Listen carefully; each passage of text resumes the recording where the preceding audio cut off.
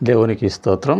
దేవుని నామానికి మహిమ కలుగునగాక. ప్రియ దేవుని బిడ్డలారా, మన పట్ల దేవునికి ఉన్నటువంటి విస్తారమైన ప్రేమ ఎంతో గొప్పది.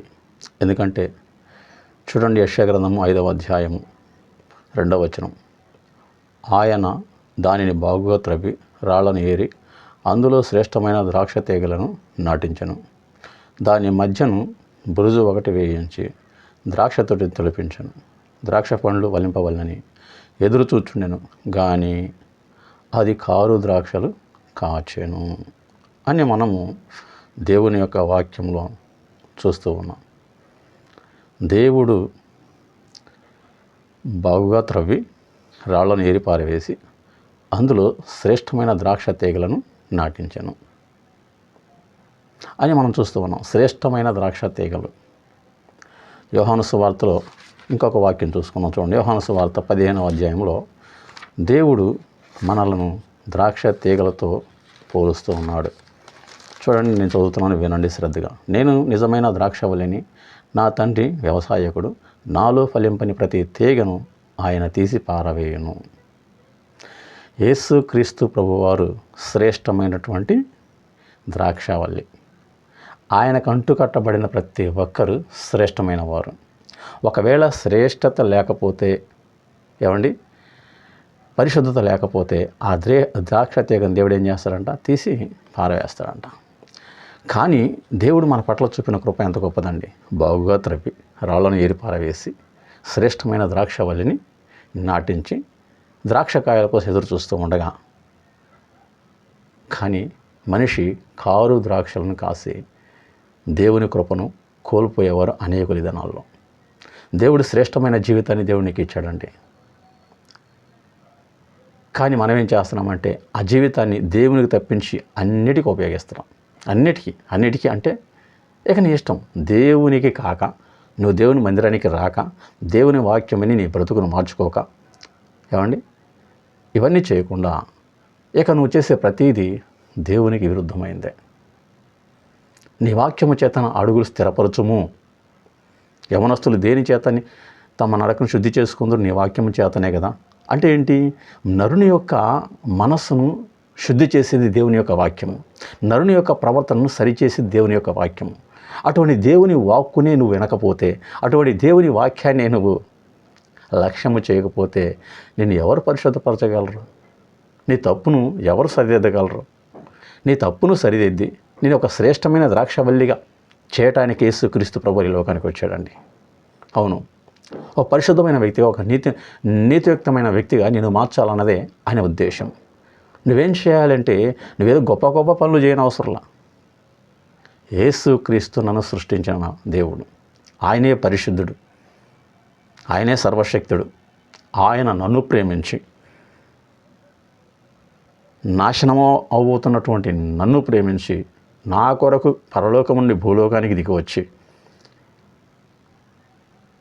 తన పరిశుద్ధ రక్తము చిందించి ఆ రక్తము చేత నన్ను శుద్ధి చేసిన ఏకైక దేవుడు ప్రభువైన క్రీస్తు మాత్రమే అని విశ్వసించి నీవు ఆయనను నమ్మితే చాలు, నీవు చేసిన ప్రతి పాపము ఆయన పరిశుద్ధ రక్తం వల్ల శుద్ధీకరించబడుతుంది. చేయవలసిందంతే. దేవుడు మొదట ఏదైనా తోటలో ఆదామును పుట్టించినప్పుడు పాపం లేదు. ఆదాములో పాపం లేదండి. హవ్వను కలుగజేసినప్పుడు అవలో పాపం లేదు, ఇరువురిలో పాపం లేదు. దేవుని యొక్క మహిమతో వారు కప్పబడ్డారు. కానీ దేవుడు చేయవద్దన్న పని చేసి వారు దేవుడు తినవద్దన్న పని తిని పాపం చేశారు. ఎప్పుడైతే దేవుని యొక్క ఆజ్ఞను అతిక్రమించారో అప్పుడు పాపం చేశారు. దేవుని యొక్క ఆజ్ఞను అతిక్రమించడమే పాపం. దేవుని యొక్క వాక్యాన్ని అతిక్రమించడమే పాపం. ఆ దినాలలో వారు దేవుడు చేయవద్దన్న పని చేసి ఆజ్ఞను అతిక్రమించి పాపం చేస్తే, ఈ దినాలలో వాక్యమును వినక, వాక్యాన్ని విసర్జించి యేసుక్రీస్తు దేవుడు కాదని పాపము చేసి అనేకులు నరకానికి సిద్ధమవుతూ ఉన్నారు. నాశనకరమైన మార్గం నడుస్తూ ఉన్నారు. కానీ ప్రియ దేవుని బిడ్డ, నీవు అలా నాశనం కావడానికి, లేదా నువ్వు అలా పాడవటానికి, నువ్వు అలా దిగులు పడటానికి, నువ్వు అలా చింతపడటానికి, నువ్వు వేదన పడటానికి దేవుడు ఒప్పుకొనలా. నువ్వు క్షేమంగా ఉండాలి, నువ్వు సంతోషంగా ఉండాలి, నువ్వు సమాధానం కలిగి ఉండాలి. అందుకని నశించిన దానిని వెదకి రక్షించుటకు యేసుక్రీస్తు ప్రభువు ఈ లోకానికి వచ్చాడు.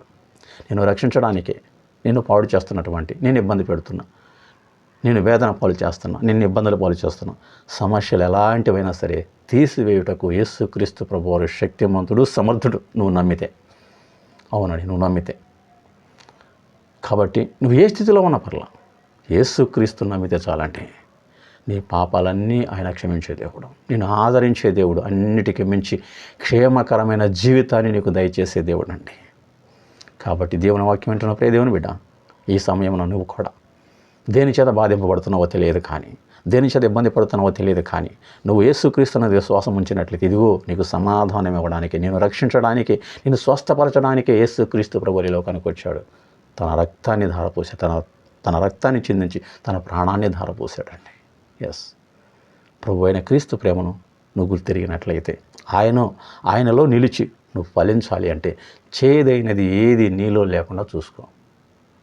చేదైన వేరు అంటే లోక సంబంధమైనటువంటి పాపము ఏది నీలో లేకుండా చూసుకో.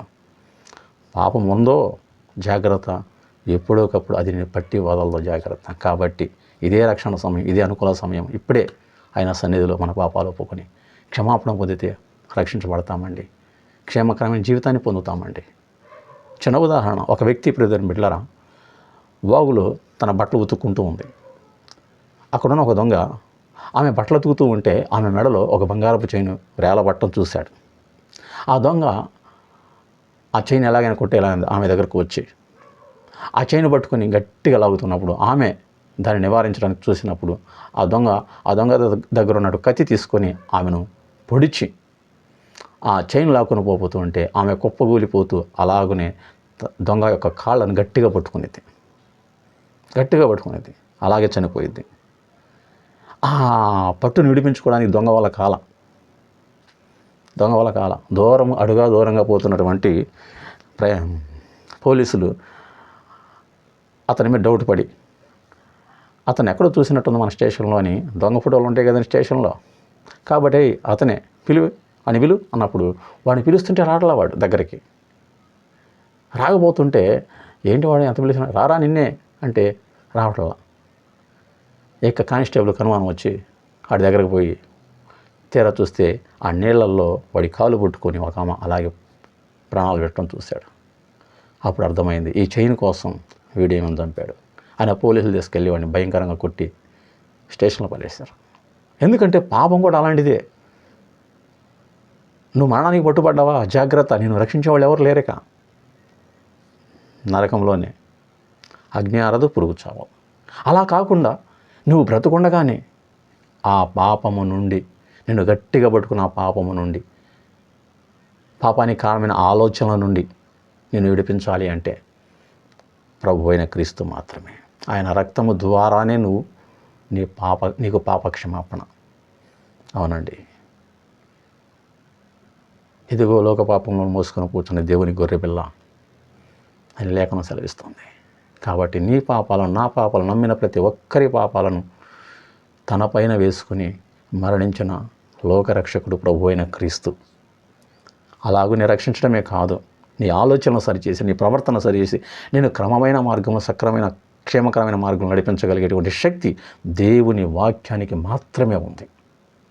ఈ వాక్యమైన ప్రతి ఒక్కరూ క్షేమకరంగా జీవిస్తారని, ఈ వాక్యం చదివే ప్రతి ఒక్కరూ దేవుడు సిద్ధపరిచిన దీవెన పొందుకుంటారు. కాబట్టి ఈ సమయం మనమందరము, వాక్యమైన మనమందరం, 1 పాపం నుంచి విడిపించబడాలి, 2 వాక్యము చదువుతూ క్షేమకరమైన మార్గం నడవాలి, 3 నిత్య రక్షణ కొరకై కనిపెట్టుకుంటూ జీవించాలి, నిరీక్షణ కలిగి జీవించాలి.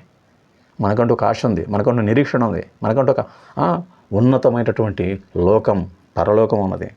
కాబట్టి ఆ లోకం ఉందని ఎవరైతే విశ్వసించి ఈ లోకంలో దేవుని వాక్యాన్ని తగినట్టుగా నడుచుకుంటారో రేపు వారు పరలోక రాజ్యంలో ప్రవేశించి దేవుడు ప్రభు అయిన క్రీస్తు ప్రభువారు చెప్పిన రీతిగా సిద్ధపరిచిన ప్రతి నివాసము పొందుకోగలరు. అంతే, నేను మీ కొరకు నివాసాలు సిద్ధపరచ వెళుతున్నాను అంటాడు ప్రభు. కాబట్టి యేసుక్రీస్తునందు విశ్వాసం ఉంచిన వారికి 3 గొప్ప భాగ్యములు. 1 పాప క్షమాపణ, 2 వాక్యము ద్వారా క్షేమకరమైన మార్గంలో నడుస్తారు, 3 శుభప్రదమైన నిరీక్షణ, తదనంతరం గొప్ప మహిమాయుక్తమైన జీవితం పరలోక రాజ్యం. ఎట్టి ధన్యకరమైన ఆశీర్వాదాలు ఏ ఒక్కరూ కోల్పోకూడదు. ఈ వాక్యం విన్న నువ్వు కూడా నీ పాపాలు తొలగిపోవాలంటే ఇప్పుడు యేసుక్రీస్తునందు విశ్వాసం ఉంచి మారుమోసు బాప్తిసం తీసుకొని ఆయన వాక్యము చదువుతూ క్షేమకరమైన మార్గం నడుస్తూ గొప్ప నిరీక్షణ దేవుని రాకడ వరకు కనిపెట్టుకుంటూ ఆయన కృపలో నిలిచి ఫలించాలన్నదే మన రక్షకుడు ప్రభువును యేసుక్రీస్తు ప్రభు వారి యొక్క ఆశ ఆలోచన ఉన్నది. కాబట్టి ఇట్టి దేవుని యొక్క ఆశను మనము అంగీకరించి ఆయన ఆలోచనకు, ఆయన మాటకు, ఆయన వాక్యానికి లోబడి జీవించి వర్ధిల్లుచు ఆయన రాకడలో లేవనెత్తబడుదుము గాక.